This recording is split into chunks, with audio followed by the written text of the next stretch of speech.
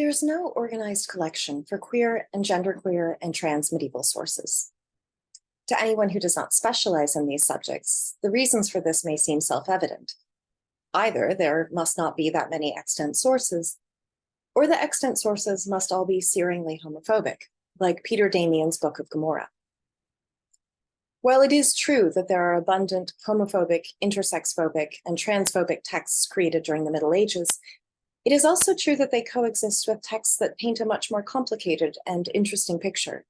Sapphic love letters by medieval nuns, wildly popular vitae by genderqueer saints, romans culminating in divine gender confirmation, and at least one Middle Irish story of a woman accidentally getting her girlfriend pregnant. And yet, while sources like the Book of Gomorrah are easily accessible in numerous modern editions and translations in hard copy and online, teachable copies of these other sources have been historically much harder to access, leading to a general impression that queer, genderqueer, and trans medieval literature, history, and people must not have existed. Or if they did exist, must have been universally disapproved of, and by and large, led small, narrow, miserable lives.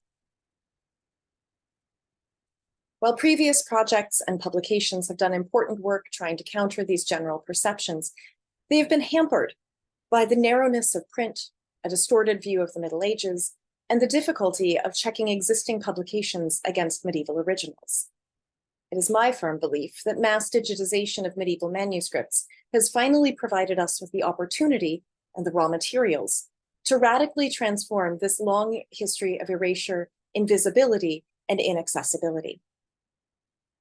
Since finishing my book, Digital Codicology, Medieval Books and Modern Labor, I have begun work on a resource to draw these scattered sources into a well-organized, accessible, searchable digital unit.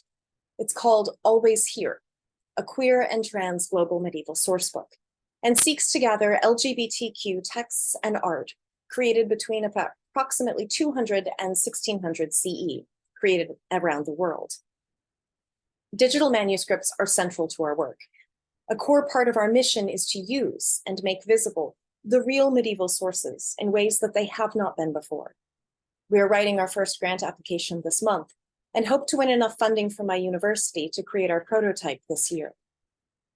In my talk today, I want to talk through the initial design principles and lay out some of the challenges we face in hopes of raising the project profile and getting suggestions for more content, and also gathering the insights from other people at this conference who are involved in more advanced projects. I'd like you to weigh in particularly on what systems we need to make sure are built in from the foundation up.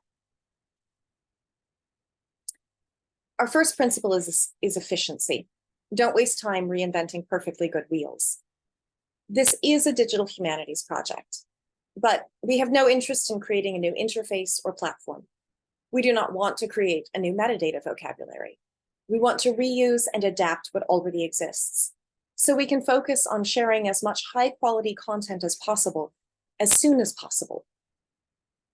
This is also a digital manuscripts project, but we are not interested in funding new digitizations, at least not in this first iteration, and possibly not ever. Experiments in the digital imaging of medieval manuscripts have been occurring for approximately 50 years. Mass digitization and online access have become standard over the last quarter century. We want to use what is already here, out in the world, available for copying, remixing, and reuse. In cases where a text we want to showcase is not digitized, or has been digitized, but particular digital copies are not available for reuse and republication, we want to point to that absence. We want to create a digital paper trail so other people can follow it and do that work. But we are not yet in any position to try to rectify it ourselves. For instance, there's a stunning depiction of a trans woman in a late 4th century epigram by the poet Ausonius. Ausonius's epigrams are preserved in 42 manuscripts, ranging in date from the 9th century to the 16th, as well as in later print editions and commentaries. According to research by Pauline Pate, the epigram, Those Who Have Changed Their Sex, appears in 5 of those manuscripts, 3 of which have been fully digitized. We are not in a position to digitize the copies that have not yet been made available online, but we want to create an organized digital trail so that people who wish to can seek out and work with the hard copies that we cannot yet access. Finally, this is a project about digital editions and translations, but we are not yet in a position to fund the creation of entirely new work. Our urgent first goal is to make existing content available. That Middle Irish story about a woman getting her girlfriend pregnant, that's been translated. There are good transcriptions and translations of the nuns' Latin love letters. We must navigate fair use and copyright with care, but wherever possible, we want to draw upon and make visible existing available work. Our second principle is accuracy. We have to reinvent the wheels that need reinventing. Any data reuse project requires a reasonable level of due diligence. Our project requires both love of the past and suspicion of it. Some genderqueer and queer medieval texts, like the 9th century poem De Sodoma, are available only in extremely outdated and problematic editions. Others are available in updated editions and translations that have been so deformed by the print record that they are wildly inaccurate about the actual medieval context. I uncovered a particularly memorable case of this back in March, where I found a poem who, in its 260-year print history, has never been published with the correct first word. There's also the issue of accuracy in metadata and indexing. On the one hand, issues with labeling medieval texts queer or trans recall the scholarly debates of the early 1980s and 1990s, during which lesbian and gay medieval studies had to establish itself in the face of a resistance that argued, in essence, medieval people didn't use the words gay or lesbian, and you don't know if they had sex. Therefore, you can't talk about a gay or lesbian Middle Ages. It's important to note that trans medieval scholars are still having to fight versions of that battle today.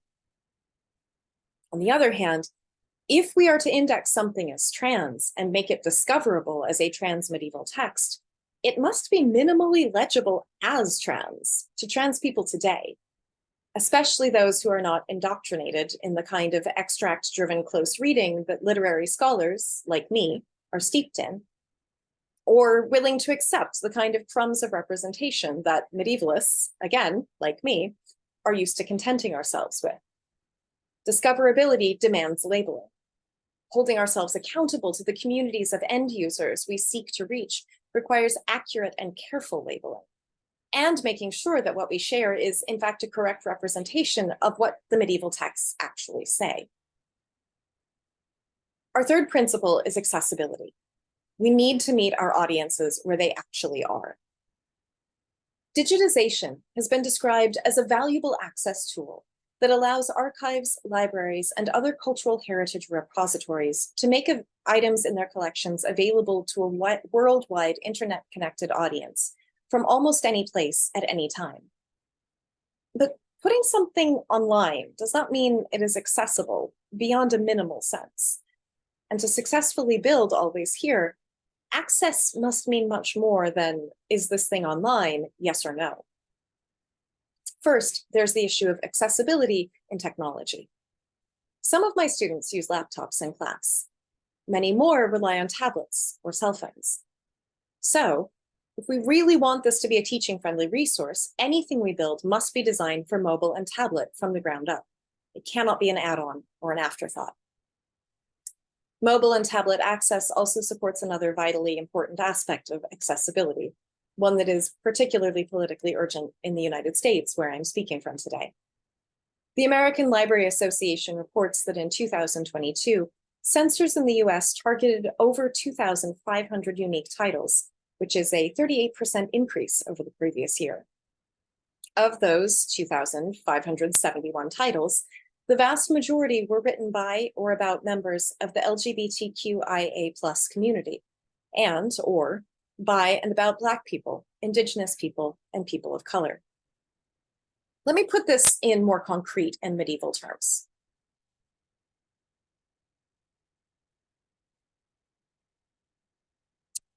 Munich Bayerische Staatsbibliothek manuscript CLM 19411 was created by 12 scribes working in stages between 1160 and 1186. Among other contents, It contains over 300 specimen letters, models demonstrating beautiful writing that could be mimicked and drawn from. 3 of them, preserved on folios 69 verso through 70 recto, are love letters, written from one nun to another. Since one of those letters includes an unabashed recollection of the joy and physical pleasure one nun experienced in erotic contact with another, the contents of this 12th century manuscript would be illegal to teach in several states in my home country. But cell phones can reach where formal classrooms and hard copy books cannot. Designing Always Here to be easily navigable and usable on mobile phones and tablets is, very deliberately, an act of smuggling.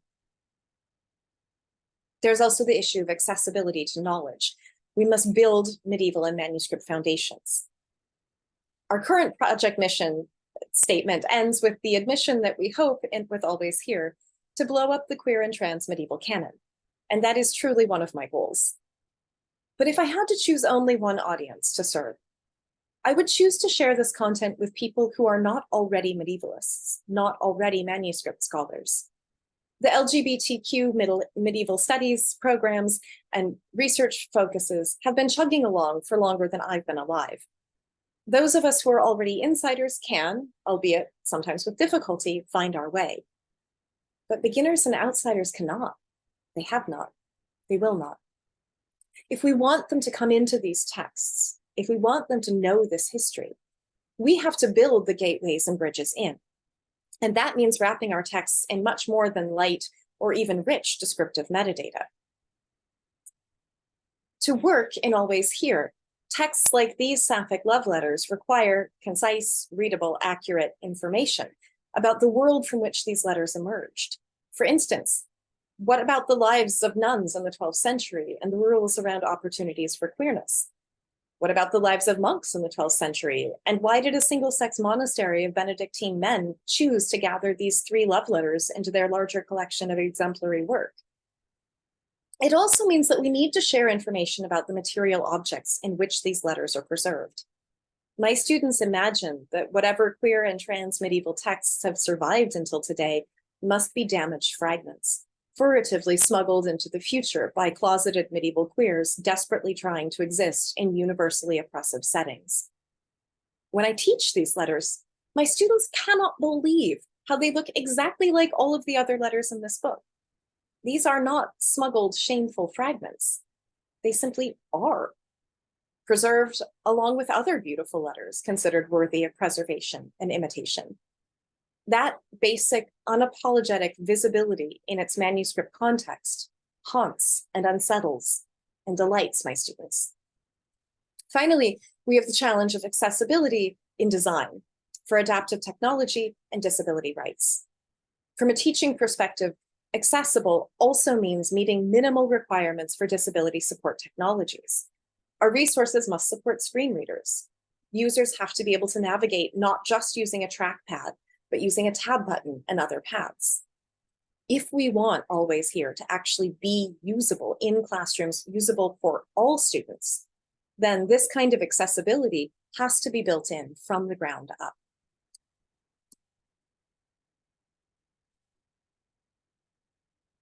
Our 4th principle is sustainability, by which I mean both preservation and portability. Digital projects are ephemeral. They open, are updated, are rebooted, shuttered, remixed, sunsetted again. But building an LGBTQ digital archive involves making a commitment to persist. Always Here can't make these resources available and then close them off again when the tech changes, or one of us retires, or initial rounds of funding end. This issue, too, is something we must address before we begin prototyping. How do we make our data rich enough to actually reach and teach the audiences we seek? Easy enough to expand and update, secure enough to be safe from bigoted attacks, and light enough to move into future platforms and iterations. One of the reasons I chose to focus on this new project instead of my book is that I want you to know about it. And if you know of queer and genderqueer and trans medieval sources, text or image, that you think should be part of it, I want to hear about them, especially if they are from beyond the narrow swath of Western Europe that I'm most familiar with. The other reason is that in this gathering, I am given remarkable access to a community of digital medieval experts, and I want your advice, especially about sustainability, portability, and preservation. Gnome Sienna movingly writes of how history is important for everyone, that it takes on a special importance when evidence of one's very existence has been manipulated and censored, forgotten, buried, and destroyed. One powerful way to fight this erasure, Sienna suggests, is to create connections across space through activism and education, to find companions and comrades. Another is to create connections across time, to feel connected to a legacy, to a history, and through it, to both a past and a future.